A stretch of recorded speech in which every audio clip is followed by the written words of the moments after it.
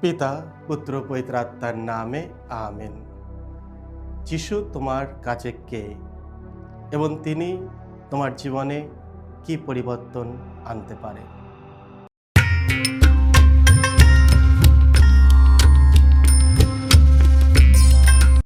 খ্রিস্ট তোমার পরম প্রিয়জনেরা, আজ সেপ্টেম্বর মাসের 25 তারিখ শুক্রবার। আর আজকে ডেলি মান্না ঈশ্বরের বাণী প্রতিদিন নেওয়া হয়েছে লোকরচিত মঙ্গল সমাচার থেকে 9 অধ্যায় 18 থেকে 22 পদ। এসো ভক্তিভাবে আজকের বাণীটি শুনি। যিশু যখন একা একটি জায়গায় প্রার্থনা করছেন, সঙ্গে রয়েছেন তার শিষ্যেরা, সেই সময়ে তিনি তাদের এই প্রশ্ন করলেন, ওই যে যারা এসে ভিড় করে, আমি কে, এই বিষয়ে তারা কি বলে?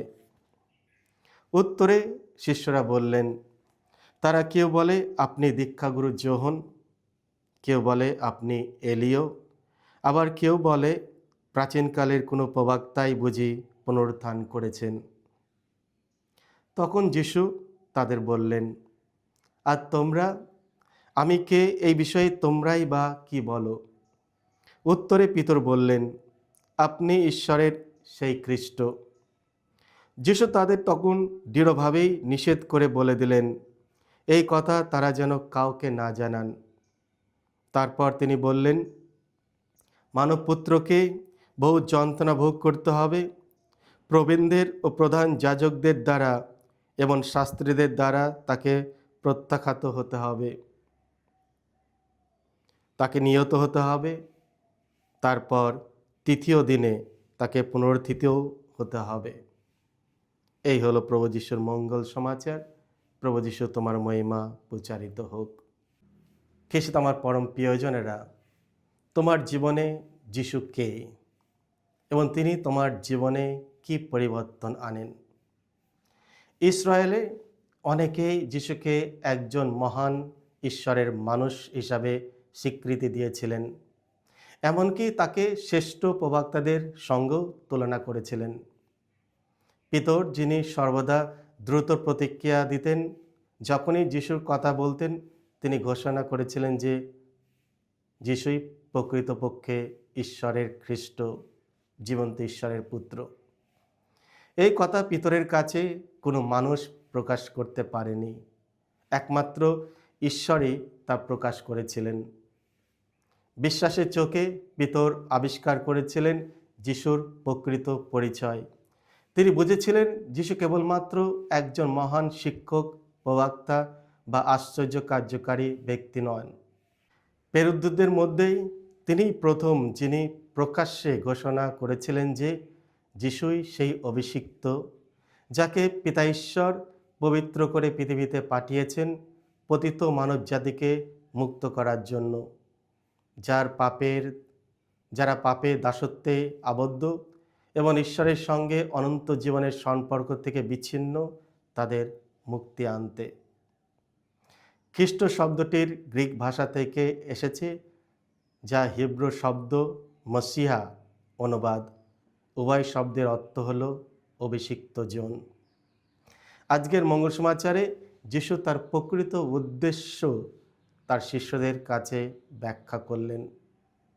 যিশু কেন তার শিষ্যদের আদেশ দিলেন যে তারা যেন তার ঈশ্বর পুত্র পরিচয় সম্বন্ধে নীরব থাকতে, অথচ তাদের তো সকলের কাছে সুসমাচার প্রচারের জন্যই আহ্বান জানানো হয়েছিল আর পাঠানো হয়েছিল। যিশু জানতেন তারা তখনও তার মিশন এবং তিনি কিভাবে তা পূর্ণ করবেন তা সম্পূর্ণভাবে বুঝতে পারেনি। আলেকজান্দ্রিয়ার সিরিল, প্রাচীন মণ্ডলীর এক পিতা, এই নীরবতার কারণ ব্যাখ্যা করেছেন। তিনি লিখেছেন, অনেক কিছু তখনও পূর্ণ হয়নি যা তাদের প্রচারের অন্তর্ভুক্ত হওয়া দরকার ছিল। যিশুর দুঃখ, যন্ত্রণা, ক্রুশে মৃত্যু, মৃত্যুদের পুনরুত্থান ইত্যাদি সব প্রচার করতে হবে। সেই গৌরবান্বিত চিহ্ন যা প্রমাণ করে যে ইম্যানুয়েল প্রকৃতপক্ষে ঈশ্বর এবং স্বভাবই ঈশ্বর পিতার পুত্র।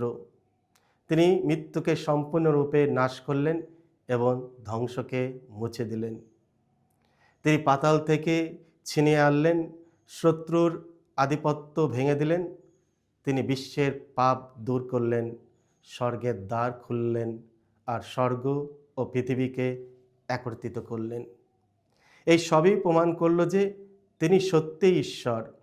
তাই তিনি শিষ্যদের আদেশ দিলেন এইসব কথা তারা যেন কাউকে না বলে, যতক্ষণ না সমগ্র পরিকল্পনা উপযুক্ত সময়ে সম্পূর্ণ হয়। ঈশ্বরের অভিষিক্ত পুত্রকে আমাদের পাপের জন্য দুঃখ ভোগ করতে এবং মরতে হলো। যিশু তার শিষ্যদের বলেছিলেন যে পিতার মুক্তির কাজ সম্পূর্ণ করার জন্য মসিহাকে দুঃখ ভোগ করতে হবে ও মরতে হবে। শিষ্যরা যখন এই কথা শুনল তখন তারা ভীষণ বিস্মিত হলো। ঈশ্বরের চিন্তা ও পথ আমাদের চিন্তা ও পথের থেকে সম্পূর্ণ আলাদা। অপমান, ভোগান্তি ও ক্রুশবিদ্ধ মৃত্যুর মধ্যে দিয়েই যিশু পাপ ও মৃত্যুর শক্তি ভেঙে ফেললেন এবং আমাদের জন্য অর্জন করলেন অনন্ত জীবন, পাপের দাসত্ব থেকে মুক্ত এবং আমাদের শত্রু শয়তান তার হাত থেকে আমাদের মুক্তি। আমরাও যীশু খ্রিস্টের মিশন ও বিজয়ের অংশীদার। যদি আমরা প্রভু যিশুর বিজয়ের অংশ নিতে চাই তবে আমাদেরও প্রতিদিন নিজের ক্রুশ তুলে নিতে হবে এবং তিনি যেখানে নিয়ে যান সেখানেই আমাদেরকেও অনুসরণ করতে হবে। আমরা আমাদের ইচ্ছা অনুযায়ী কাজ করতে পারি না। আমাদের সম্পূর্ণ ইচ্ছা প্রভুর ইচ্ছার মধ্যে সমর্পণ করতে হবে। তিনি কি চান তার ওপর আমাদের সম্পূর্ণ ইচ্ছাটাকে সঁপে দিতে হবে।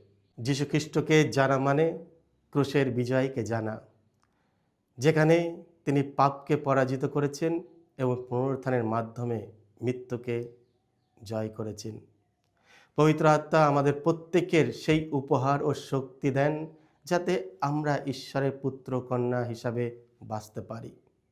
পবিত্র আত্মা আমাদের বিশ্বাস দেন যাতে আমরা প্রভু যিশুকে ব্যক্তিগতভাবে আমাদের মুক্তিদাতা হিসাবে চিনতে পারি, সুসমাচারের বিশ্বস্তভাবে পালন করতে পারি এবং অন্যদের কাছে মঙ্গল সমাচারের আনন্দ, সত্য ও স্বাধীনতার সাক্ষ্য দেওয়ার সাহস দেখাতে পারি। তাহলে এখন আমরা নিজেদের বলি, যিশু আমার কাছে কে? আমাদের প্রত্যেকে এর উত্তর আমাদের দেওয়া উচিত। এসব প্রার্থনা করি। হে প্রভু যিশু, আমি বিশ্বাস করি এবং স্বীকার করি যে তুমি খ্রিস্ট, জীবিত ঈশ্বরের পুত্র। আমাদের জীবন, আমাদের ইচ্ছা এবং আমার সব কিছু গ্রহণ করো তুমি, যাতে আমি এখন থেকে নতুনভাবে নতুন রূপ নিয়ে তোমার সঙ্গে তোমার মিশনে সহযোগিতা করতে পারি। আশীর্বাদ করো আমরা যেন দিনের পর দিন তোমাকে আরও জানতে পারি, বুঝতে পারি। তুমি আমার মুক্তিদাতা, তুমি আমার প্রভু। আমি তোমার উপর ভরসা রাখি।